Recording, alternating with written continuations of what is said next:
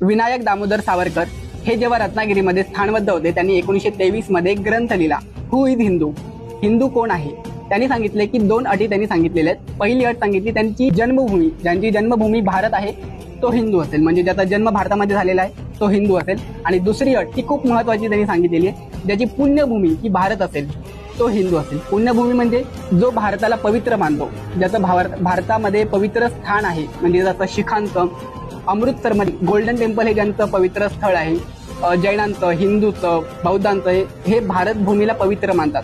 त्यांचं पवित्र स्थळ भारतामध्ये आहे. तुम्ही इस्लामचा विचार केला, इस्लामचं पवित्र स्थळ हे जेरुसलेममध्ये आहे, मक्का मदिना येथे आहे. म्हणजे इस्लाम ख्रिश्चन यांचं जे पवित्र स्थळ आहे, पुण्यभूमी जी आहे ती भारताबाहेर आहे. म्हणजे ज्याची जन्मभूमी आणि पुण्यभूमी ही भारत आहे तो हिंदू असेल. तर मित्रांनो, मला कमेंट करून सांगा, वीर सावरकर हे मुस्लिमांच्या विरोधात होते का.